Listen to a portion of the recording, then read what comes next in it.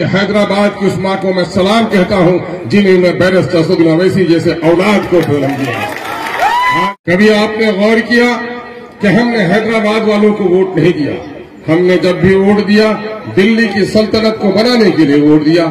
हमारे 56 साल आजादी के 75 सालों में हमारे बाप ने और हमारे दादा ने इन 56 सालों में कांग्रेस को वोट देकर दिल्ली में कांग्रेस की हुकूमत बनाई। और बिहार में 5-7 साल अगर छोड़ दीजिए बीजेपी की नंतरानी को, तो यकीन जानिए इन 75 सालों में एक लंबे अरसे तक पटने की गद्दी पर बैठने वाले जो भी हुए, यकीनन है कि सीमांचल के लोगों ने उसका बड़ा साथ दिया।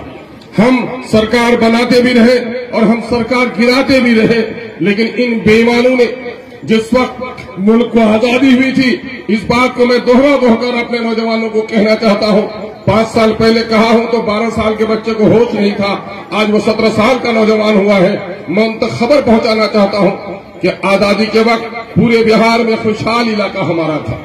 हमारे भाई जो मुजफ्फरपुर से आए, दरभंगा से आए हैं, माफ करेंगे मुझे कि उस वक्त यहाँ बिहार के बेशतर जिलों के मजदूर आकर यहाँ काम करते थे, लेकिन यहाँ का बेटा कहीं मजदूरी करने के लिए बाहर नहीं जाता था। और सच्चाई आज ये है कि दरभंगा से दारोगा आता है, मुजफ्फरपुर से एसपी हमारा आ जाता है, और सीमांचल का बेटा जो कभी अपने माँ बहन और बूढ़े बाप को छोड़कर कहीं नहीं जाता था, रोजगार की तलाश में बूढ़े बाप को बिस्तर पर छोड़कर पंजाब जाता है, मासूम बच्चों को छोड़कर पंजाब जाता है।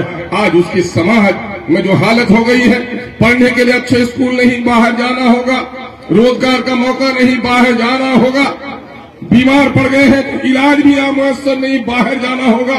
दिल्ली से हम कमा के लाते हैं, पटने से हम कमा के लाते हैं, हम मीरपुर मलियाना से कमा के लाते हैं, सिर्फ अपने बाप के लिए, अपनी बेटी के लिए, अपने बहन के लिए नहीं, बल्कि उसमें से 30 रुपए बिहार की सरकार को हम टैक्स देते हैं और तकरीबन 20 रुपए दिल्ली की सरकार को टैक्स देते हैं। लेकिन इन बेईमानों ने हमारे पैसे को लेकर दिल्ली को सजाया है, पटने को सजाया है और हमको बर्बाद कर दिया है, जिसकी लड़ाई बैरिस्टर असदुद्दीन ओवैसी ने यहाँ पर आगाज किया है। आप जान रहे होंगे कि सीमांचल का नाम भी लोग लेते हुए शर्माते थे, घबराते थे, लब पे नाम नहीं चढ़ते थे, लेकिन 16 अगस्त 2015 के बाद सीमांचल इतना गूंजने लगा है, पूरे मुल्क में लोग समझने लगा है सीमांचल बिहार में नहीं है, बल्कि सीमांचल एक अलग सूबे का नाम है। हमारा बच्चा दिल्ली और पंजाब में रहता है तो अपने आप को बिहारी नहीं, बल्कि जब वो कहता है कि मैं सीमांचल का हूं, तो मिल्लत का कोई फर्ज से गला लगा लेता है कि वही सीमांचल है जहां बैरिस्टर असदुद्दीन ओवैसी की वजह से 5 लोगों को जिताकर असेंबली में भेजा। लोग कद्र मंजिलत की नजर से देखता है। जानते हैं दिल्ली में इज्जत बढ़ गई, हैदराबाद में इज्जत बढ़ गई, जहां सुना के कोचा धमन से है, अरे वहीं से हो जहां से गोल टोपी वाले हाजी साहब को जिताया एमआईएम के लोग ने, आओ तुमको गले लगा लेते हैं।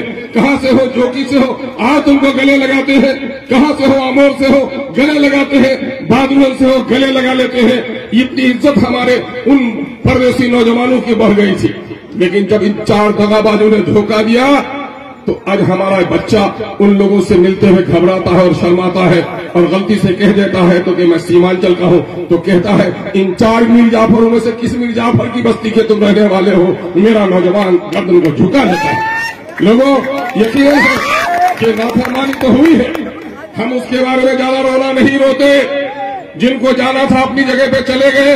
मुझे इस बात पर खुशी है कि कोचा धमन की जनता जिसने एमएलए की तकदीर लिखी है वो चला गया है, लेकिन जमात वही की वही खड़ी है। इसके लिए मैं आपको मुबारकबाद देना चाहता हूं। आपने देखा होगा कि इन 75 सालों में, बल्कि इन 10-20 सालों में भी हमारे मीडिया के साथी यूट्यूबर्स, हमारे बच्चे फेसबुक में जो देखते हैं, कभी भी असेंबली में इतने सवाल न उठे।